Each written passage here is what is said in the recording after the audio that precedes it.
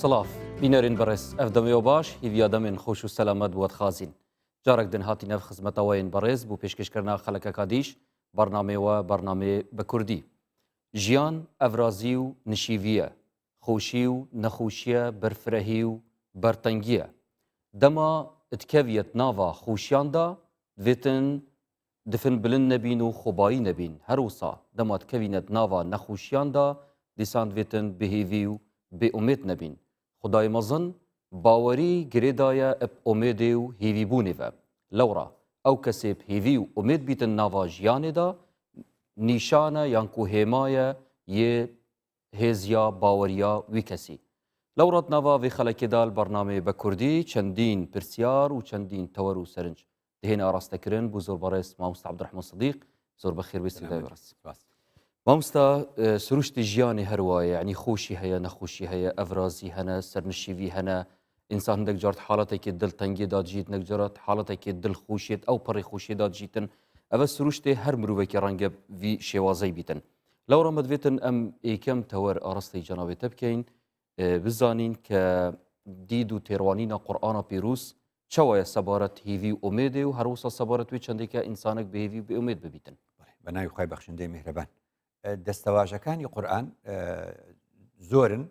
سەبارەت بە باسەکانی هیوا و ئومێد چۆن لە کوردەواری خۆمانە دەڵێن هیوا و دەڵێن ئومێد دەڵێن هێوی هەموو ئەم زاراوانە بێگومان لە ڕواڵەتدا و لە ڕوخساردا جیاوازن ڕەنگە لە مانەکانیشە جیاواز بن هەر بە هەمان شێوە لە قورئانیشدا دوو زاراوەمان هەیە نزیکن یعنی بەم بابەتە یەکیان قونوتە قونوت بەتا ئەوی تریشیان بریتیە لە یەئس کاتە ئەم دوو بابەتە تا ڕادەیەک جۆرێک لە بین باسی ئومێدکەین ئەبێت جارێ باسی پێچەوانەکەی بکەین زین ناومێدی چییە قونوت طبعا مفەسیرەکان زۆر بە درودرێژی باسییان کردو دوجار عادەتەن دەگەنە ڕایەک ڕاجح بێت تۆزێک ینی وەکو بڵێ کۆڕایەک نزیک بێ بڵێ دەڵێن فەرقی قونوت هەر ناومێدیە یاسیش هەر ناومێدیە ئەم دوو ناومێدیە بەس جیاوازیەکیان هەیە دەڵێن قونوتەکە لە زمانی عەرەبی بەعد طولی ئینتیظار یعنی کەسێک زۆر چاوەڕوانی دەکا زۆر چاوەڕوانی دەکا بە ئومێدی گەیشتن بە شتێک بە کەسێک دوای لە ئەنجامی زۆر چاوەڕوانیەکە نایەتە دی کە نایەتە دی لە دوای چاوەڕوانیەکی زۆر ناومێد دەبێ ڕەنگە ناومێد بێ لە ڕەحمەتی خوددا ڕەنگە ناومێد بێ لە کارێک بڵێ خوددا بۆم بکە بەڵام چاوەڕوانیەکی زۆریش دەکا بەڵام دوای چاوەڕوانیەکە ئەوجا ناومێد دەبێ دەڵێن ئەمە قونوتە بۆ چونکە دەڵێن خوا لە قورئانە فەرموویەتی قال يعني لسر زماني پیغمبرانه قال ومن يقنط من رحمة ربه إلا الضالون ومن يقنط من رحمة ربه إلا الضالون كواتالي أمي ناونا ضال يعني بمعنى الري هدايتي جيشتن ريجي جيشتن وهداية بأمد ونيكر أو ريجي ونكردوا لبرو اللي ردا خدا بيدالي ضال يعني ري جيشتن بس لهداية نية نا اللي را يعني شون الله ري جيشتن بأمدي ونكرد کە زۆر چاوەڕێی کرد و دوایەوە لە بەرامبەر یەئس چیە یەئس دەڵێن هەر لە سەرەتاوە بەبێ چاوەڕوانی ناومێد بووە وەک یەکێک دەڵێ خودداش ئەو کارم بۆ ناکە ئەوە یانکو بڕیارێت پێشوەختێ تین سەر نەئومێدیە وایە ئەوە ڕاستە بڕیارێکی پێشوەختی هەیە دەڵێ خودداش ئەو کارم بۆ ناکە دڵنیام خوددا بۆم ناکە ئەمە هیچ بەبێ ئەوەی ئینتیزارێ بکە بەبێ ئەوەی هەوڵێ بدا هەر لە ڕێوە دەڵێ خودداش ئەو کارم بۆ ناکە کەسیش بۆم ناکە و ناومێدی دەنوێنێ بۆیە لەمەدا ئەڵێن ئەم قسەیە بۆچی مفەسرین وا دەڵێن لەبەرەوەی خوددا فەرمی إنه لا ييأس من روح الله إلا القوم الكافرون چونکە کە تۆ گەشتیتە ئەوەی بڵێ خودداش پەنا بە خوددا بڵێ خودداش ناتوانێت ئەم کارم بۆ بکە یا خوددا نایکە یعنی ئەوە خراپە لەبەرەوە خوددا لەولا ضالی بەکە لەولا کافرونی بەکارهێنە جا ئەم دوو حاڵەتە بەڕاستی پێمان دەڵێ ناومێدی ئەمە ڕواڵەتەکەیەتی یا چاوەڕوانیەکی زۆر دەکەیت و دوای ناگەی بە ئامانجێک ناومێد دەبی یان لە سەرەتاوە پێشوەختەوەکو گوتت بڕیارێک کرداوە دەڵێ ناگەم بەو ئامانجە تەبەن ئەمە هەردووچی خراپە چونکە خوددا بۆ ئەویان ونبوون و گومڕابوونی دانا بۆ ئەمیشیان بێباوەڕی دانا ئەلێرەوە وەکو پێشەکەی تۆ گوتت خوددا باوەڕ و ئومێدی بەیەکەوە گرێداوە یعنی باوەڕبوون بە خوددا دەبێ ئینسان ئومێدی هەبێ بێباوەڕی بە خوددا یعنی بێباوەڕی بە هێزێکی لە بن نەهاتوو لە ئەنجامدا تۆ بێگومان ناومێد بەلێف ئەخفتنە جەنابێتەوەی چەندێ دیگەهێنیتن ئەگەر کەسە گریمان بێباوەڕ بیتن یعنی بێژین ئەف کەسەیە بهێویە ژیانێدا لێرە کەواتە دەڵێن ئایا هەر کەسێک باوەڕی نەبوو بێئومێد دەبێ وایە هەر کەسێکیش باوەڕی هەبوو بە ئومێد دەبێ ئەلێرێ ئێمە زانیمان کە باوەڕ وشەیەکی ڕەهایە بازنەکەی فراوانە کە تەماشاکەی گشت ئەوانەی باوەڕیان هەیە ناومێت نابن وەکو گوتمان اینجا دەڵێ باوەڕ بەچی هەر کەس بڕوای بە شتێک هەیە لە بنەماکانی باوەڕبوون بەخوای تاقانە لە دنیادا زۆرە هەمیشە وام گوتومە مولحیدی بە مانای 100% بڵێ ئیمانم بە خوددا نیە زۆر کەمە زۆر کەمە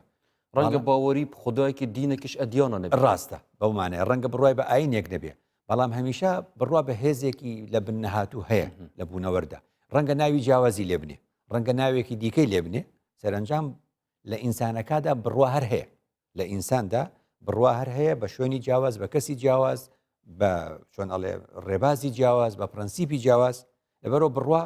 ئەگە تەماشای دنیا بکەی هەمیشە بڕوابوون زیاترە لەبێ بڕوای جا لێرە ئەگەمەن لەوە بێ بڕوا و ئومێدیش لە قورئاندا جارێکی تر خوددا دەیکاتەوە دوو بەش دەڵێ ناکرێ بڵێ من ئومێدم هەیە و بڕوام بە ئومێد هەیە و کەسێکی چۆن دەڵێ ئومێدەوارم و هیوادارم ئەوەی ئێمە زۆر جار سەری ساڵ هەموو سەری ساڵێکی تازە چ دەڵێن هیوادارین ساڵی تازە ساڵێکی خۆش بێ ئاخر ئەگەر هیچ ئیشی بۆ نەکەی چۆنە بێ یعنی هەموو ساڵ وانە کەواتە هیوی گرێدا بچتشت بەکار بۆیە دەبینی خوددا سبحانه وتعالى وشەی ئەمەل یعنی بە کوردی دەڵێن هیوە وشەی ئەمەل لە قورئاندا بە دوو جۆر باس کراوە جۆرێکیان بە نێگاتیڤ جۆرێکیان بە پۆزیتیڤ جۆرێکیان بە باش جۆرێکیان بە خراپ چۆن خوا لە قورئان دەفەرمێ ذەرهم یأکلوا ويتمتعوا حتى يلههم الأمل يعني ذرهم يأكلوا ويتمتعوا ويلههم الأمل فسوف يعلمون ويلههم الأمل فسوف يعلمون لێرە بۆچی گوتی يلههم الأمل يعني ئەمەل و هیوا ئەوانی بڵێ خۆیانی لە بیری خۆیان بردوێتەوە ئیلهای کردوون خۆیانی لە بیری خۆیان بردوێتەوە ئەمە ئەو جۆرە کەسانەیە کە ئومێد دەخوازن و هیوادارن و ئومێدەوارن بەڵام هیچ ئیشێکی ناکەن بۆ ئومێدەکەی خۆیان هیچ هەروە تەمەنیاتە ئیسا کورد بۆ دەڵێ ساڵ بە ساڵ خۆزگەم بەپار لەبەر ئەوەی لە ساڵە تازەکە هیچ کارێک ناکە هەر دەڵێ ئومێدەوارین ساڵی ئایندەوە بێ جەژنی قوربان جەژنی ڕەمەزان دێ هیوادارین ئەم جەژنە بێتە جەژنی خۆشی و جەژنی ئایندا ئاوا بکەین و ئاوا بکەین و نابێ ئەبێ ئیشی بۆ بکەین چۆن دەزانین خوددا لە قورئاندا لە بەرامبەر ئەمە ئاەتێکی تری فەرموو لە سوورەتی کەهفەکە موسڵمانان زۆری جار لە ڕۆژی جومعە دەیخوێننەوە خوددا فەرمووی والباقيات الصالحات عند ربك هو خير ثوابا وخير أملا کە بوو بە باقیاتی صالحات یعنی کار و کردەوەیەکی هەمیشەیی بەردەوام و باقی دەرئەنجامەوێ ئەمەلێکی باشە ئەم ئاەتە بەڕەحمەت بێ مەلاخدری نالی شاعر بەری 150 ساڵ زیاتر ئەمەی کردۆ بە کوردی کە کردوێتی بە کوردی دەڵێ ئەم چۆن دەڵێ یعنی ئەگەیەکێک ئومێدی هەبێ بە شتێک و هیچ ئیشی بۆ نەکە وەکو چی وایە دەڵێ وەکو ئەو وایە ئێمە ڕۆژی بەهار ئەڵێ زۆر درێژە ڕۆژی بەهار زۆر درێژە ئەم ڕۆژە درێژە ئەمیش ئەمەلەکەی بەقەد ڕۆژی بەهار درێژە ڕۆژی پاییز گەلێک کورتە عملەکەی ئەمیش وەکو پاییزەکەی کورتە جاو لە شعرێکە ئەوا دەڵێ وەکو نەهاری بەهاری درێژ و دەبینی وەکو نەهاری بەهاری درێژ و پاییزی کورت نەهاری بەهارەکە درێژە هی ڕۆژی پاییزەکە کورتە لە ئەنجامدا وەکو چی وایە دەڵێ ئەمەل گەلێک و ینی ئەمەلێکی زۆر زۆری هەیە تەویل ئەمەل گەلێک و تەویل و عەمەل کەمێک و قەسیر ئەمە با بکەینەوە کوردی ئەم سەردەم دەڵێ چۆن بەهار ڕۆژەکەی درێژە پاییز ڕۆژەکەی کورتە تۆش کۆمەڵە ئەمەلێکی ئاوات هەیە درێژ بەڵام کورتە لە عەمەلە کەواتە دەڵێ نالی ئەم ئاەتەی چۆن بۆ ئەم دوو ئاەتی چۆن لێکدایە بۆمان بە شیعرێکی جوان گوتی ئەمەل ئەمەل و عەمەل یعنی دەبێت هیوا و ئومێد کاری لەگەڵدا بێ ئەژنا تۆ هیواکانت زۆر بێ و کردەوەکانت لە پێناویدا کەم بێ ناگەی بە ئەمانش ئەمە بە قسەی ئەم سەردەما بە جۆرێکی تر دەیڵێنەوە دەڵێن بجەنگێ لە پێناوی هیوا و ئومێدەکانت تا هیوا و ئومێدەکانت لە پێناوی تۆدا بجەنگێ جوانە دەستێتت خوشبەوسێ بەڕێز دەچینە ناوا شارین کوردستانێژیدا و پرسیارە کاتی ئاراستەکردن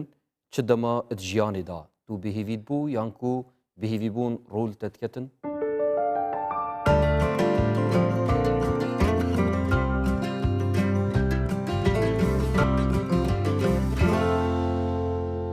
متى حال كردا هم يا حتما ديكو بابد ما وحتى بقابي همي قابا عم جلا كتبو يموت بوني يعني جيان المدى صالت حشتي دا وحتى بقابي مش متى جلا جامد جهشتينا صفرش أميدة يعني ما أميد نمايد جيانا خدا جلا جارجي نجارك کسی به امید نبود جیانی دا بیت سختی جیانی گلک جارا مروی به امید بکت جیانی دا خدای مروف همی انسان به امید يعني به امید بیتن دجارا بس بشتینگی مروف ایمان رب العالمین بینید رب العالمین دو مروف تعویض کردن نخیر بیست مروف هیچ کات به امید نبیلا باش گورکانی خوای گورا چونکه همو کسی حول بدا خوای گورا هر اویل لدلیاتی پی بخشیتو بد أبي همو مروفيك لأستي خويا و جيان بجواني ببينيتو هولي بوبدا مستحيلة في نجات تشكا أميدبون بخو جورية بو أو كسا من ناوميدنيم ناوميدنيم لبري لا لولاتي كم براسي راس أجر حكومته برلمانيش جوابي كمان دائما هذا لولاتي كم براسي لولاتي مسلمان هاریکاری کەمەندام دەستگیرۆی کەمەندام لە ڕووی مادی معنەوی لە هەموو ڕوویەکەوانەیە یعنی تۆ لە هەر شوێنێکا کەمەندامێک لێ قەوما بێ خێرا خێرخوازێک کەوتۆتە سەری و کەوتۆتە لای و یارمەتی داوە بەڵێ زۆر جار بێ ومێدمە لەبەرەوەی منەمە لە شوێنێکە ژین ڕاستیەکەی کاسبی نییە ئیشوکار نییە یعنی وەزع ناخۆشە خاصن بۆ کەمەندامان وەکو ئومێد کە باستان کرد ئێستا من هیچ کاتێک هەتا ئێستا لە ژیانی خۆم بێ ئومێد نەبوویمە و بێ ئومێدیش نابم ئینشاءڵڵا چونکە ئینسان دەبی بیر و ڕای بەقەوەت بێتن متمانەی بە خۆی هەبی متمانە بە دین و ئاینی پیرۆزی خۆی هەبیتن کە ئاینێکی پیرۆزە متمانە دەبی بە بیر و ڕاو خی گەورە هەبیتن پشت بە خۆی ببەستیتن وڵای ئینسان لە ژیاندا هەموو شتێک ینی ناومێدی هەیە لە ژیان بەس ئینسان نابی یعنی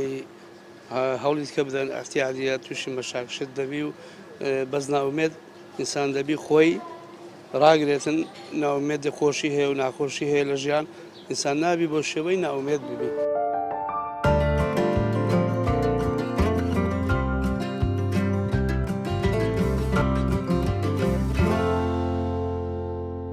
سپاس بوان بەڕێزا کە بەشدار بوون و ڕاوسەرنجین خۆ ئاراستەی مەکردن دیار بوو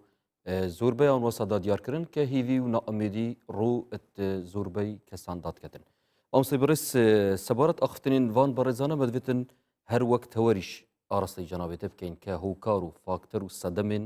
بێهیویبوونێ و نەئومێدێ چ تشتن بوچی ڕوول ئینسانیت کە ئەف بێهیویبوونە بەڵێ وەکو ئەو بەڕێزانە ئاماژەیان بۆ کرد وەکو دەڵێ سوپاس بۆخوا کۆمەڵگەی ئێمە بە شێوازێکی سەرەکی ینی لە ئومێددا دەژێ بە هەتا ئەم قۆناغە و هەتا ئەم سەردەمەش بۆیە دەبینی خۆ زۆربەی کاتیش حکوومەتی هەرێم بەڵێ سوپاسی خەڵکی کوردستان دەکە لەسەری شێتی سوپاسی خەڵکی کوردستان بکە چونکە خەڵکی کوردستان بە ئومێدەوە تا ئەم ساتە وەختانە ماون بە ئومێدەوە ڕۆژە سەختەکانیشیان بەڕێ کردووە زۆر گرنگە نەوەی ڕابردوو چونکە ناخۆشی زۆر دیوە لە ئەنجامیشە بە ئومێد بووە و ئیدی ئەو ڕۆژە سەختانەی بەڕێ کردووە من وازانم ئەوانەی تەمەنی منیان هەیە و زیاتر دایمەن هەمیشە لە ئومێدا ژیاون ئێمە هەمیشە قسەمان بۆ گەنجەکانە چونکە گەنجی ئەم سەردەمە و ینی ئەم بارودۆخانە چونکە سەردەمەکانی پێش و ڕژێمەکانی پێشویان نەبینیوە ئیدی ڕەنگە تۆزە نائومێدی زووتر یان زۆرتر ڕویان تێ بکە جا لەبەرەوە زۆر گرنگە ئەو هۆکارانەی کە دەبنە هۆی نائومێدی ئەوەی لەسەر حکوومەتە ئەبێت چارەسەری بکە تایبەت بێکاری بە تایبەت بێکاری چونکە فەرق سەدەمێکی سەرەکیە بوو ڕاستە کەواتە بێکاری نەمێنێ خەڵک چۆنەڵێ ژیان و گوزارانی چاک بێ لای کەمی پێداویستیەکانی ژیانی هەبێ ئەو کات دەتوانێت لەسەر پێی خۆی بۆستێ و ناومێد نم بێنە سەر هۆکارەکان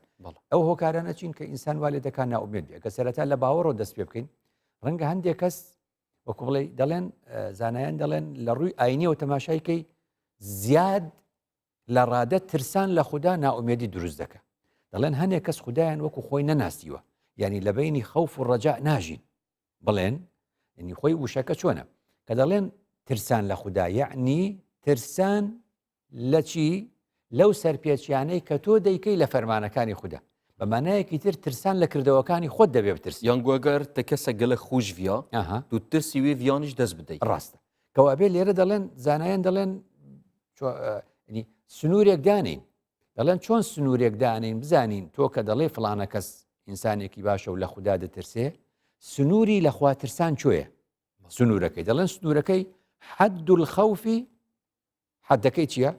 کە ئەوەیە الحجز عن المعاصی نەیەڵێت تۆ تاوان و گوناه بکەی ئەبینی قسەیەکی جوانە کەواتە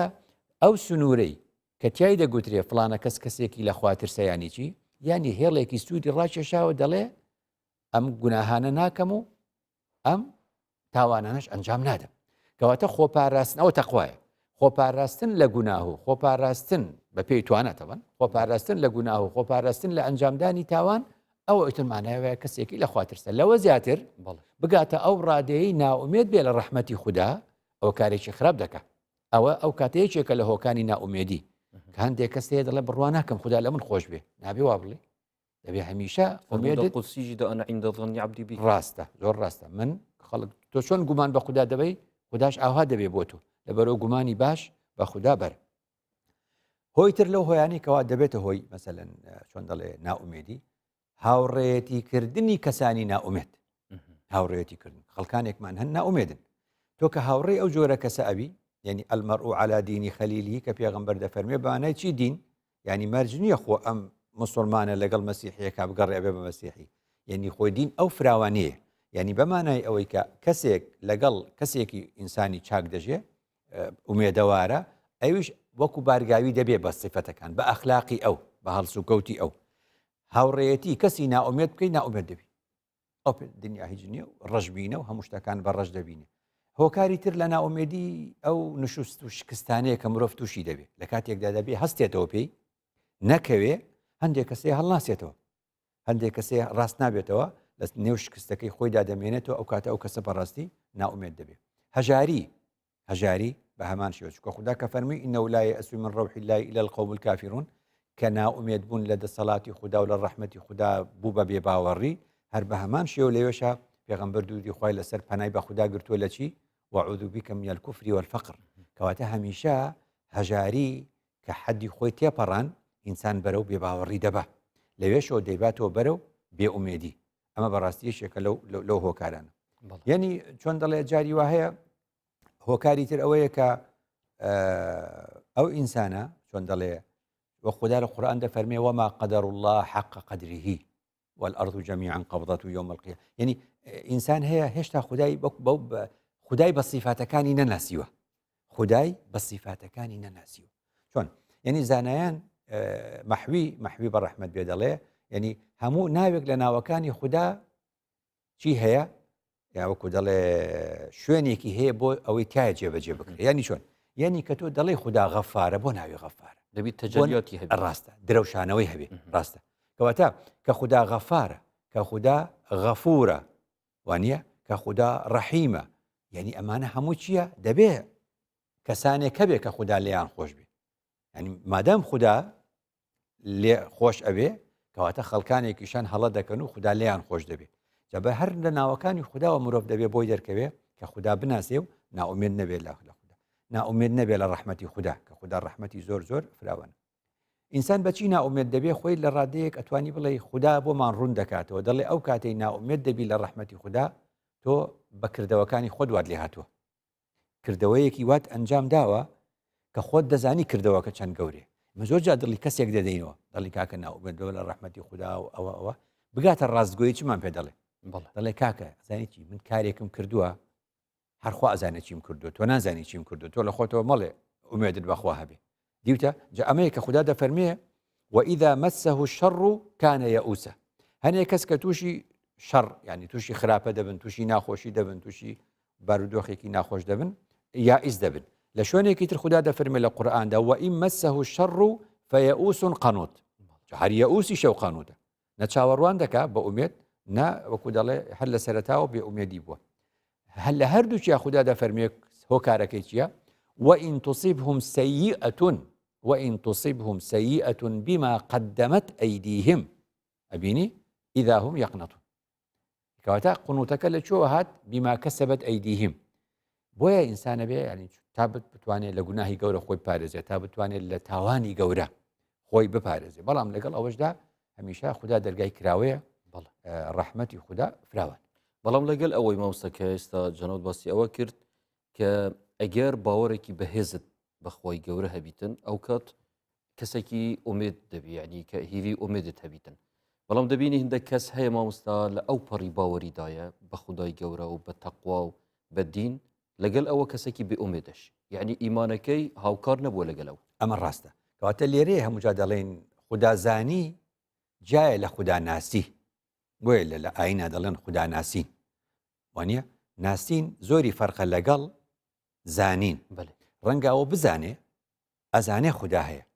ئەزانێ خوددا هەیە بەس نەیناسیوە ئەگە بیناسیبە دەیزانی خوددا ڕەحمەتی زۆرە دەیزانی خوددا ڕەحمەتی لە دنیادا بۆ هەموو مرۆڤەکان هەیە دەیزانی وەکو مەولانا گوتی دەرگای خوددا دەرگای ناومێدی نییە دەیزانی خوددا ڕەحمەتی فراوانترە وانە ئەوە پێی دەوترێ ینی باوەڕدارێک هەموو جا دەڵێن لە ڕوانگەی ئاینی دەڵێن فلانە کەسێک ئەتوانی پێ بڵێ باوەڕدار چونکە خوددا دەناسێ و صفاتەکانی دەناسێ کەسێکی تر وەکو بڵێ ئینکاری خودایی نەکردووە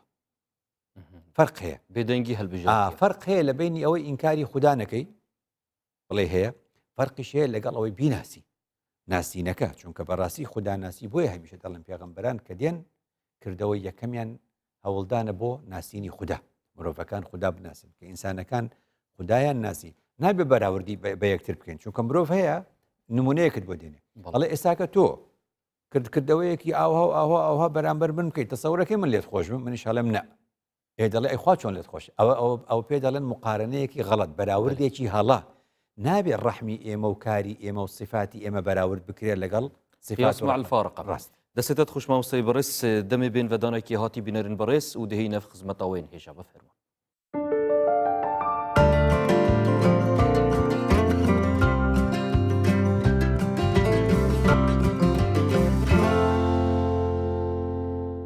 بینەرن بەڕێز دووبارە سەڵافوە بن گەلوەدای نەبوو پتر درێژە پێدان سەرێ مژاران بەدەست نیشان کردی ژیان باوەری و ئومێد ئەم سەمەدوێتن بینە سەر گەلێ کورد تایبەتی کوردل وێ کوردستانی دژیتن بەدێ بزانین پێتویە چ جوورە پەیوەندیەک هەبیتە ناوبەرە تاکێ کورد و ناوبەرە هیوی بوونێدا دەڵێن بە تایبەت ڕۆژهەڵات ناسەکان یعنی ئەو کارە ساتانی بەسەر کورد هاتووە ڕەنگە بەسەر زۆری خەڵکی ترا بەهاتایە ناومێت ببووە بەڵام ئەوەی کە کوردی لە مێژوودا تا ئەم ساتە وەختە هێشتوتەوە هەر هیوی و هیوا و ئومێد بووە بە بەردەوامی لە ناخۆشترین ساتە وەختی ژیانی ئەم کوردەدا ئومێد هێشتوتیەوە لەبەرەوە سێری ڕووداوەکان کەیت و سێری ڕابردوو بکەیت و 100 ساڵ لەمەوبەر و 200 و 300 و ئیدی نەورۆزی داهات و دێت و سێرەکەی 2790 ساڵ لەمەوبەر و لەم بارودۆخانە لە دوای دەوڵەتی مادەوە تا ئێستا ئێمە لە چ بارودۆخێکی داگیرکەران چمان بەسەردێنن چۆن قڕمان دەکەن چۆن ماوین ئەوە بەڕاستی یەکێکە لەو شتانی کە پێی دەڵێن موعجیزە و پەرجوو کە ئێمە بەڕاستی لەم دنیای ماوین بڕوانە لە ڕووی سیاسیشەوە دەڵێن ینی هەمیشە قسەیەکەیە ینی سیاست مەدارەکانمان ئومێدیان نەبێ بێوازە سیاست بێنن سیاست مەدار ئەگەر ئومێدی نەبێ بە ئایندەیەکی گەشتر و باشتر دەبێت سیاست نەکە ئەنکون نهێنیە هەبوونێ هیوی ئومێدە ڕاستە کەواتە ئەلێرەوە بۆمان دەرەکەوێت با بچینە ڕابردوو ینی ئەم بارودۆخی ئێستا ئێمە تێدا دەژین بارودۆخێک کە هەروەکو ڕەنگە 100 ساڵ لەمەوە پێشش بارودۆخی کوردستان لە شێوازێک لە شێوازەکان وابوو بێ بزانە لە ساڵ 1923 کورد ڕۆژنامە دەرەکە کە ڕۆژنامە دەرەکە دوای ڕۆژنامەی ئەوەی ئینگلیز دەرێکات وەکو چۆنەڵێ تێگەشتنی ڕاستی و دوای ڕۆژنامەی پێشکەوتن کە کورد خۆی ڕۆژنامە دەرەکە ژمارەیەک ئومێدی ئیستیقلال زانە ینی لە ساڵ 1923 کورد ڕۆژنامە دەرەکە بە ناوی ئومێدی ئیستیقلال ئومێد و ئیستیقلال ئێمە ئێستش ئومێدمان بە ئیستیقلال هەیە ئێمەش ئێستا ئەڵێن ئەمڕۆ نەبوو ڕۆژێکی ترە بێ ئەم ساڵ نەبوو ساڵێتتر ئەم 10 ساڵەندەیشتر ینی ئەو ئومێدە هەر لە دڵمانە جا ئینسان کە بە ئومێدەوە ژیا هیچ کات لە نێو ناچێت جا خۆشیەکەی لەوەیە کە ئەم ئومێدی ئیستیقلالە کە ئەیبینم ژمارەیەکی ڕۆژنامەی ئومێدی ئیستیقلال ساڵی 23 شعرێکی وابزانم شێخ نووری شێخ ساڵحی لەسەرە بە ڕەحمەت بێ لەسەری نووسیوێتی دەسانۆرەی ویساڵە ئەی ئومێدی ئیستیقلال ئیدی ئەبێ ویساڵ بکەین ئەبێ بە یەک بگەین کورد و ئیستیقلال ینی ئەو لەو کاتەوە هەتا ئێستا کەواتە ئەم ڕۆحە کە لە نێوماندایە لە ڕووی ئومێدەوە بۆ بواری نەتەوەیی لە سانۆرەی ویساڵە ئەی ئومێدی ئیستقلال ئەمە مانشێتی هەمیشەی سەر ڕۆژنامەی ئومێدی ئیستقلال بووە. هەر لەوێەوە جارێکی تر دوای لە سەردەمی شێخ مەحموودا بەڕەحمەت بێ مەسەلەن کورد ڕۆژنامەیەک دەرەکا بە ناوی بانگی حەق. بانگی حەقیش هەموو ڕۆژنامەیەکی نێکی هەیە چون ئەڵێن جەزیرە ڕاوڕای جیاواز فلان ئەوە هەموو کەناڵێک لۆگۆیەکی بۆ خۆی شتێکی هەیە تایتڵێکی هەیە دەینووسێ. بانگی حەق ئەو سەردەمی کە دەردەچێ لە ژێری نووسراوە ئەم ڕۆژنامەیەمان بۆ چێ بانگی حەق غایە و ئەمەلی ئەمەل غایە و ئەمەلی ئیستیحساڵی حقوقی کوردە. دەرهێنانی ڕۆژنامەی بانگی حەق لە پێناوی چییە؟ غایە و ئەمەلی ئیستیحساڵی یعنی وەدەستهێنانی دەستکەوتنی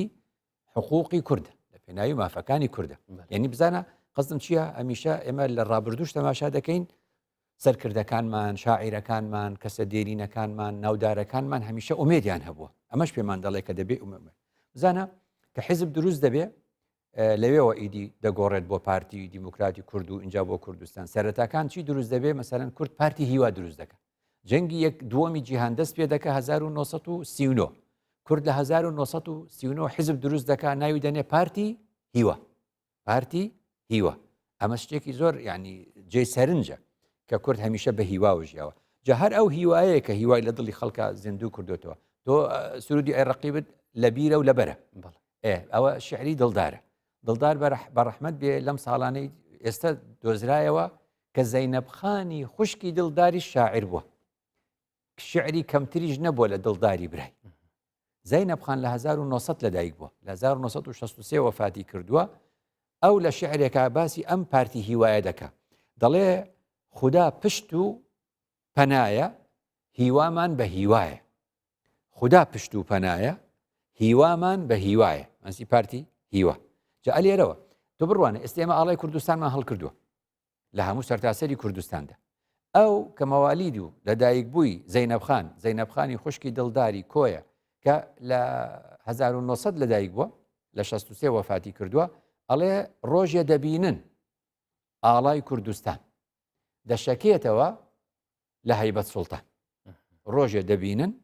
ئاڵای کوردستان دەشەکێتەوە لە هەیبەت سوڵتان کەواتە ئەو کاتوان نەبووە بەس ئەو قسەیە ها چۆن دێتەدی بۆیە هەمیشە پێویستە ئێمە ئومێدی مستەحیل بخوازین ئومێدی ئەو شتانەی مەحاڵ و مستەحیلە بیخوازین کە تۆ ئەو ئومێدەت بوو ئەڵەن تۆ کاکە زۆر گەشببینی ها ئەم ئومێدە بەچی دەڵێ بە خودایی خاوەن توانای ڕەهاو لە بن نەهاتوو ئەو کات خوددا بۆ ئەوەی تۆ بە درۆ نەکەوی کە پشتت بۆ خوددایە بەست تۆ ئومێدەکەت دێنێتە دی جا بۆیە هەمیشە دەڵێن ئینسان گەشببین بێ ئومێدی هەبێ کەواتە هیوی ئومێد ماوەستای بەڕێز یعنی سروشتێکی کوردانەیە تا ئاماژەداوی چەندێک کە سەردەمی مات و حتا وی گافکیژی هیوی ئومێد ساڵ و خەتێک بۆ گەل کوردای ژی ئایا دینی چەند وەکو بژنێ ڕول هەبووە دەور هەبووە ئەدوێ هیوی ئومێددا بێگومان ئەکە کورد هەمیشە باوەڕدار بووە ئیدی لە هەر ئاینێکا بوو بێ بە جوانی ئاین تێگەشتەوە باوەڕدار بووە ئەم باوەڕداریە بۆ تەمایی ئەوەی کاوەکو گوتم هەمیشە هەردوو لایەن نەتەوەی و ئاینی پێکەوە گرێتە بڕوانە لە سەردەمی ئەحمەدی خانی بەڕەحمەت بێ یعنی لەو سەردەما یعنی یەکێک لە هۆکارەکانی پشتی نووسینەوەی مەموزین بزانی ئومێد بەچی دروست دەبێ ئومێد بە عشقێک و خۆشەویستی دروست دەبێ یعنی ئەو کەسەی کە زیاتر عاشقی نیشتیمان بێ ئەو کەسەی کە زیاتر نیشتیمانی خۆش بوێ یا ئەو کەسەی زیاتر کەسێکی خۆش بوێ یان ئەو کەسەی زیاتر خودای خۆش بوێ لە خۆشەویستیدا ئومێدی بۆ دروست دەبێ بۆیە مەموزین کە لی دەپرسن هۆکاری نووسینی یعنی مەموزین باسی عشقە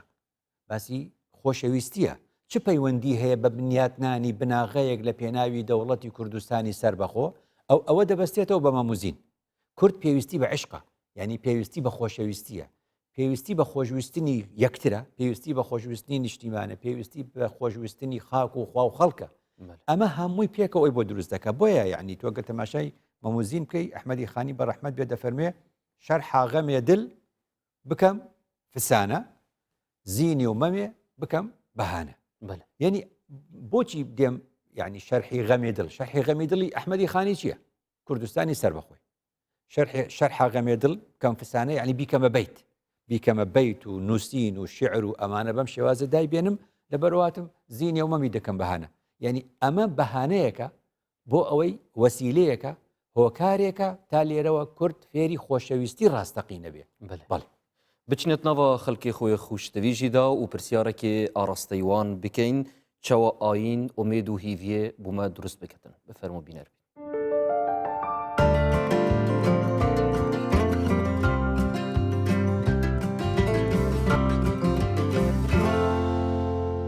مثلا قسم گله جم برای مروی ده هندی که مروی جیان خدا به امید نبودن ایکش آخفتنت پیغمبری صلی الله علیه و سلم بجت حکیت تو بزانی که ها هنده وی ساعت وی دقیقه دنیا خرابت و تو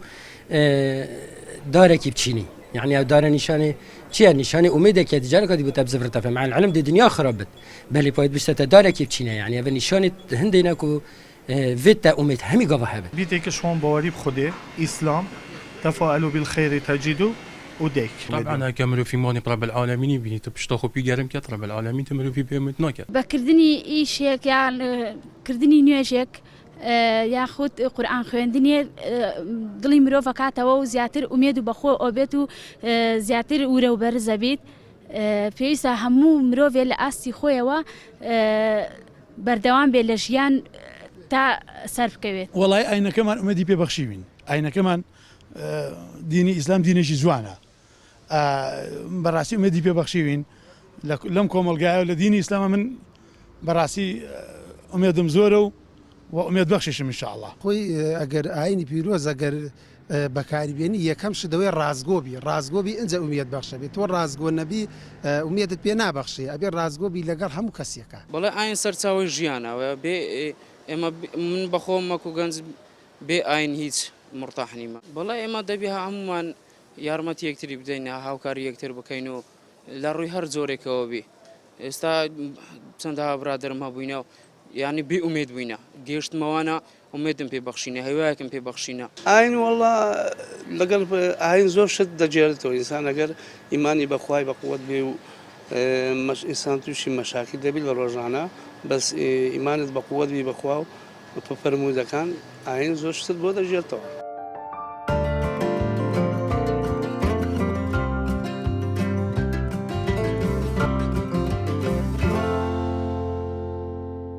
هەربژین و سپاس بووین بەڕێز کە بەشدار بوون و ڕاو سەرنجێن خۆ ئاراستەی مەکردن زۆر سپاس بەڵێ مامۆستای بەڕێز مە بەحساوی چەندی کرد کە کورد ساڵوخەتی وێ سەرەکی ئەو بووە هەمی سەردەمادا کە PV ئومێد بووە بەڵام ڕەنگە گەنجی وێ گافکێ لێ ئاستیدا نەبیت سەبارە TV ئومێدێ لەو ڕەمەدوێتن ئەف قۆناغا بێهیوی بوونێ و بێ ئومێدیە یان نەهاوی گاوێ دروست بووی ڕەنگە هەتا حاڵەتێکش ببیتە دیاردە ئەم چ بکەین تاکو بێ قۆناغی تێپەڕینی یەکەم ئەوەیە کە ڕەنگە کەسێک ناومێت بووبێ لە ڕەحمەتی خوددا پێی وابێ گوناهی ئەنجام داوە چونکە سەردەمەکە سەردەمێکە گوناهکردن تایدا ئاسان بووە ڕێگەکانی گەیشتن بە گوناه و گوناهکردن زۆر بووە ڕێگەکانی گەیشتن بە تاوان و تاوانکردنیش ئاسان بووە کەواتە ئەمە لە ڕاستیدا خەڵک زووتر توش دەبێ بەڵام لەگەڵ توشبوونەکەیدا دەبێت دەرگای گەڕانەوەی لێدا نەخەی چونکە خوددا دەرگای گەڕانەوەی لەسەر کەسدا نەخستووە خوددا فەرمووی يعني ببيغمبر درودي خوالي لسر قل يا عبادي الذين أسرفوا على أنفسهم لا تقنطوا من رحمة الله جاتو سيري تماشيكا يعني لقل أوي أسرفوا على أنفسهم أسرفوا إسرافا أسرفوا على أنفسهم يعني تقريبا روشون لقناها روشون وإسرافي شان تيدا كردوه لقل أوج دا خدا برجينيكي أمدي وأودي ودادني دالي يكم بي دالي يا عبادي هێشتا بەو لەفزە خوددا لەگەڵ ئەوان بەڵێ بە حەنان قسە لەگەڵ ئەو مرۆڤە دەکات دەڵێ ئێوە هەر دەتوانن من بپەرستن و ئێوە هەر دەستم لێبەر نەداون یا عیبادی اینجا ئەمە الذين أسرفوا على أنفسهم چی لا تقنطوا من رحمة الله ئێوە ناومێت ببن لە ڕەحمەتی خوددا کەواتە خوداناسی ئەوەیە ئەوانش کە بانگخوازن کەس ناومێت نەکەن لە ڕەحمەتی خوددا کەس ناومێت نەکەن لە ڕەحمەتی خوددا کەسایەتیەکی ناودارمان هەیە لە کوردستانی ڕۆژهەڵات نازناوەکەی ئاواتە سید کامیلی ئیمامی سید کامیلی ئیمامی وەبزانم خەڵکی بۆتانە 1903 لەدایک بووە کاتی خۆی نازناوی شعریشی ئاواتە هەڵە نەبم مامی ئەو وەزیر بۆ لە حکوومەتەکەی قازی محەممەد بەڕەحمەت بێ جا ئەم ئاەتە ئەویش دەیکا بە شعرێک و بزانە چەندم شاعرانی کورد ئاەتەکان لە شێوەش شعرە تەفسیر دەکەن ئەم سید کامیلی ئیمامیە ئەو ئاەتی قل یا عیبادی الذين أسرفوا على أنفسهم لا تقنطوا من رحمة الله دلي اتكام آيتي لا تقنطوا ناهمێد مەکە خۆت وهات فەرموو یعنی چی یعنی بەمانە لەمانە کان دەڵێ ئیتیکا ئەگەرێکێک ئەمە بکەین بە کوردی یعنی یەکێک پاڵ بە شتێکە بدا شان بداتەوە بەسەر شتێکە ئەوە بە مرتاحی یعنی مطمئنە ناکەوێ بۆ ئیسراحەتە یەکێک ئەڵێ کاکە پشتم بە تۆ قایمە پشتم بە تۆ داوەها ناومێدم نەکەی کەواتە دەڵێ خوددایە کە تۆ دەڵێ لا تەقنەت و خۆت وادوت مادام خۆت گوتێت من ئیتیکا و پاڵدانەوە و پشتم بەو قسەی خۆت بەستووە ناومێدم نەکەیت و خۆت وات فەرمووە جا ئەمە قسەیەکی زۆر جوانە کە ئینسان ئاوا لەگەڵ خوددا بدوێ ئاوا لەگەڵ خوددا قسە بکە پەیوەندی لەگەڵ خوددا ئاوا پەیوەندیەکی جوان و نەرم و ناسکون یان و ڕۆحانی بێ لێرە خوددا لە قورئاندا جارێکی تر فەرمووی وهو الذي ينزل الغيث من بعد ما قنطوا وينشر رحمته وهو الولي الحميد يعني بڕوانە خۆ ئێمە چەندین ساڵ هەبووە باران نەباریوە چەندین ساڵ هەبووە یعنی وەک چۆن دەڵێن وشکە ساڵی بووە خەڵک ناومێد بووە کەچی خوددا دەفەرمێ من بعد ما قنطوا لەگەڵ ئەوەی خەڵکێک هەن ناومێد بوون کەچی خوددا هەر ڕەحمەتی بۆ ناردن خوددا بارانی بۆ ناردن خوددا ئەنجا ئەم شێوازانە هەمووی لە قورئاندا پێمان دەڵێ ئێمە لامان سیر نەبێ ئەگەرێکێک تۆزێ ناومێد بوو بێدینی نەکەین لە دین دووری نەخەینەوە بەڵێن تۆ بڕات بە خوددا نێوانین ئەبێ لەگەڵیدا هەوڵ بیت چونکە خوددا خۆی دەفەرمێ وهو الذي ينزل الغيث من بعد ما قنطوا يعني خەڵکانێک هەبوون ناومێد بوون بەچی خوددا ڕەحمی پێ لێ هەمی جاری مامۆستادەمە بەحساوان ئاەتت ڕەحم و دلوڤانیە رب العالمین تێتەکردن یەکسەر ڕەنگە هەندێک کەس بەرچەواتە بدەن بێژن مانەی خودی شەدید العقاب ڕاستە وتمان ئەوەش هەیە بەس گوتمان حەدی لە وەکو چۆن دەڵێ یعنی ئەبێ باسی ئەوە بکەین بڵێن یعنی خوددا شەدید العقاب کەواتە شەدید العقاب بوو ئەڵێ غەفور و ڕەحیمیشە ئەمەیە کە تۆ لە بینی خەوف و ڕەجایی بەڵام ترسان لە خوددا وەکو خوددا بۆمان ڕوون دەکاتەوە خوددا دەڵێ لە ذاتی من مەترسە لە گوناهەکانی خۆت بترسە کە خۆت لە تاوانەکانی خۆت بترسە چونکە زانایان گوتیان خەوفی ڕاستەقیلە لە خوددا سنوورەکەی کوێیە بتپارێزێ لە گوناه تا ئەو شوێنە کە تۆی پارێز لە گوناه مانایوێت تۆ بەڕاستی تەواوە کردنا تاوانە خراپی بوو نەفسە ئینسانی زەڤریت یانجی تەسیر بوو لای خودێژیە خوددا هیچ کاتێک قل ئین الله خوددا دەفەرمێ خەڵکانێک بوون و توانەوە خوددا پێی کردین ئەوش زۆر خراپە ها خەڵک شتێکی باشت بیرم خستەوە یعنی خەڵکێکەیەک تاوان ئەنجامەدا دەڵێ وەڵا خوددا لەسەر مینوسیوە تاوانێک ئەنجام دەدا دەڵێ خوددا پێی کردم خوددا وەڵامیان داداتەوە لە قورئان قل ئین الله لا یأمر بالفحشاء خوددا ئەمر بە کەس ناکە کاری لەو جۆرە ئەنجام بدە جا لەبەرەوە خوددا لە قورئاندا فەرمووی یعنی جاری وای پێغەمبەران ناومێد پێغەمبەران ناومێد نابن لە خوددا و لە ڕەحمەتی خوددا چونکە خوددا ناسن بەس جاری وایە پێغەمبەران ناومێد دەبن لە هیدایەتی خەڵک دەڵێن بڕوا ناکەم ئەم خەڵکە خوای یعنی چۆن دەڵێ بێنە سەر ڕێ و ڕێبازەکەی خدای مەزن تەدەخل کردیە حتى إذا استيأس الرسل وظنوا أنهم قد كذبوا جاءهم نصرنا يعني تو تماشاك يونس سلامي خوای لەسەر يعني يونس سلامي خوای لەسەر فظن أن لن نقدر عليه خەڵکە بەچی ئیمان دێنێ ئیتر تووشی ئەو ئیبتیلا و تاقیکردنەوە ئەگەڕێتەوە فأرسلناه إلى 100,000 أو يزيدون يعني ئەگەڕێتەوە خەڵکەکەش دێنەوە سەر ڕێبازەکەی کەواتە جارێکی تر پێمان دەڵێ لەوانەیە پێغەمبەران ڕۆژە لە ڕۆژان ناومێد بوو بن لە گەلەکەی خۆیان کە ئەم گەلە بڕوان ناکەم ئیمانداری تیا هەڵکەوێت و بڕوا بەم قسانی من بکە بەڵام هەردێ هەر هەڵەکەوێ و هەردێت و تا خودای گەورە لە قورئاندا دەڵێ بێ خەڵکێک ناومێد دەبێ مناڵی نابێ خەڵکێک ئەمانە هەمووی خوددا باسی کردووە قالوا بشرناك بالحق قالوا بشرناك بالحق فلا تكن من القانطين فلا تكن من القانطين ناومێد مەبە ئێمە موجدەت دەدەینێ کەواتە لەگەڵ خوددادا ناومێدی نییە بەڕاستی لەگەڵ خوددادا ناومێدی نییە بۆیە دکتۆرەکان بڕۆ لە پزیشکەکان بپرسە پزیشکەکان دەڵێن ئێمە دوو نەخۆشمان هەیە هەردوو نەخۆشەکە هەمان نەخۆشیان هەیە کاتێککە هەمان نەخۆشیان هەیە و هەمان ئەعرازیان هەیە و گەشتۆتە هەمان قۆناغ هەمان دەرمانیشان دەدەینێ بە سێرەکەین ئەوەی پێ دەڵێن ئەوان دەڵێن ڕیسپۆنس ئیستیجابە وەڵامدانەوە سێرەکەین وەڵامدانەوەی ئەمیان بۆ دەرمانەکانی و عیلاجاتەکانی باشترە ئەویان خراپە دوای کە تەماشاکەی ئەم باوەڕدارە باوەڕی هەیە وێڕای ئەم ئەسباب و دەرمانە خودایەک هەیە ئاگای لێتی و دەیبینێ و یەسمع و وەیێڕا و مناجاتی لەگەڵ دەکا ئەمە خانەکانی لەشی ئەلا بذیکر الله تطمئن القلوب خانەکانی لەشی دەگاتە ئەو ئاستەی ئیستیجابە و ڕیسپۆنس و وەڵامدەرەوەی باشیە بێ جا لەبەرەوە یەکێک لە بینەران بەشداربووان قسەیەکی باشی وت فەرمودەکەی پێغەمبەر درودی خوای لەسەر یعنی إذا قامت الساعة وفي يد أحدكم فسيلة فليزرعها زۆر شتی جوانی تایە وردەکاری تایە یعنی چی یعنی ئەڵێن ئێستا قیامەتە آخر ئێستا قیامەتە یعنی دارێکت بەدەستەوە فەسیلە یعنی نەمامی دارخورما ئەخ زۆر درەنگ بەرەگرێ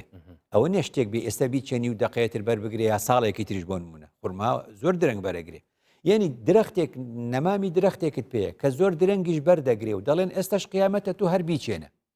خۆ تۆ بە عقل بیرەکەی تۆ ئەگەر ئەمە تەنفیزکە یعنی چی یعنی قیامەت دێ نە بەشەرێک لە سێبەریا دەحەوێتەوە نە تەیرێک دەتوانێت لە بەروبوومەکەی بخوا بەڵام هەر دەڵێ بیچێنە ئەمە بەڕاستی نازم کورد دەڵێ بە ئاوی زەر ئەبێ بنووسێتەوە یعنی ئەمە قسەیەکە پێت دەڵێ هەتا دوانە فەسد لە دنیا تۆ نابێ ناومێت بی ئەلێرەوێ جارێکی تر فەیلسوفەکان لەم ڕوانکە قسەی جوان دەکەن تاغور یا تاگور قسەیەکی جوان دەکە دەڵێ خەڵک دەڵێن مرۆڤەکان مرۆڤەکان خراپ بوونی تر ینی ئەم دنیای بۆچی ماوە مرۆڤەکان خراپ بوون دەڵێ هەر ئەوە کە خوددا هێشتا ڕێگە دەدا مرۆڤی تازە لە دایک بێ و منداڵ و زارۆکی تازە بێنە بوون مانای خوددا لە ئینسان ناومێت نەبووە مادام خوددا ڕێگە دەدا مرۆڤی نوێ و ئینسانی نوێ و زارۆک و منداڵی نوێ بێنە بوون مانای هێشتا خوددا ئومێدی بە مرۆڤایەتی ماوە هێشتا خوددا دەزانێت مرۆڤ چۆن دەڵێ یعنی چەندێ دگەهینیت کە خودی ڕۆژێک بهێتن هیوی مرۆڤانە بینیت قیامەتە کە قیامەت داهات ئیدی ژیان کۆتایی پێدێ مانای وایە تا مرۆڤ بێتە بوون خوددا بە تەمانیە قیامەت بێنێتە بوون لەوانەیە وایە ئومێدمانە بێ جابێ هەموو دقەیە گەشتین بە ئاواتەکەمان ئومێدمان گەشتنە بە ئێرە بێ ئومێدمان زیاتر بێ اینجا زیاتر هەمیشە داوە لە خوددا بکەین ڕێمان پیشاندا بۆ ئومێدێکی نوێ چونکە دەڵێن ئەو ڕۆژەی گەشتی بە ئامانج و ئومێدەکەت ئیدی کۆتایی بە ژیانت ها دەبێ ئومێدێکی تازە بێنی دوای ئەوە گەشتی بە ئومێدێکی تازە ئومێدەکە زۆر سیقەکە عەمیە و کورانە دروست ناکەن ئەوەی کە گوتمان ئەمەل و عەمەل والباقيات الصالحات مادام لسورة كهفين آخر دەبێ بزانی پێغەمبەر دوودی خوای لەسەر بۆ دەڵێ ڕۆژی جومعە کهف خوێنن لە ئەوڵەوە گوتمان والباقيات الصالحات عند ربك هو خير ثوابا وخير أملا گوتمان نالی شاعر ئەمەی چۆن شەرح کرد پێمانی گوت ئەمەل لەگەڵ عەمەل یعنی هەردووکی پێکەوە گرێدەن بەبێنەوە سەر هەر سوورەتی کهف چۆن دەستمان پێکرد لە کۆتاییشە باسیکەین لە سوورەتی کهف خوددا دەفەرمێ وەقل تۆ چ بڵێ عسى أن يهديني ربي لأقرب من هذا رشدا يعني لأقرب من هذا گەشتی بە ئامانجێک ئەوجا داوا دەکەی خوددا لەوە نزیکتر هەتۆ بەردەوام دەبێت لە هیوی و ئومێد و هیوا دابی ئەگەی بە ئامانجێک داوای ئامانجێکی تر بکەیت دەگەی بە هیوایەک داوای هیوایەکی تر بکەیت اینجا قورآن دوو دەستەواژەی زۆری تێدا ئەگەر کاتما بێ عسا و لەعەلە یعنی بەڵکو دەڵێ فڵانە کەس بڕۆ ئەو کارە بکە بەڵکو وابوو ینی ئەمە پێڵێن وشەیەک بۆ ئومێد بۆیە زۆر جاخوا لە قورآن دەفەرمێ ئاەتی باسمان کرد وەقل عسى أن يهديني بەڵکو خوددا ڕێم پێ نیشاندا بۆ زیاتر نزیک بوونەوە لە خۆی یا جارێکی تر خوددا لە قورآن دەفەرمێ ناومێد مەبە بۆ لعل الله يحدث بعد ذلك أمرا لعل بەڵکو چوزانی بەڵکو شتێک هات کەواتە وەختێ ناومێد دەبین لە تواناکانی خۆمان ناومێد بووین بەڵام نابێت لە تواناکانی خوددا ناومێت بەل هەندێک جۆرما مستا ڕخنەك سەبارەت چەندە هەیە دەما کەسێک گەلێکی هیوی ئومێد بیتن یعنی بۆ ئەیکی چیتن کە ئەف کەسە حیلێ نەفسا خوب کەتەوە یعنی واقعا دانەهێتە ڕوویدان بەڵام هەر هیوی و ئەمەل بیتن ئەوە ذەرهم یأکولوا ويتمتعوا وەکو خوددا فەرمووی ويلههم الأمل ئەوە ئیلهایە بە ئەمەل ینی ئەو کەسەی هیوا و ئومێد و هیوی زۆری هەبوو بەبێ کردەوە هیچ کردەوەیەکی ئەنجام نەدابوو هەر ئومێد ئەو وەکو ئەگەر کەسێک زۆر کردەوەژی کرد بەس نەگەهشتێ ئەوەش جارێکی تر خوددا دەفەرموێ چی بکە لەبەر ئەوە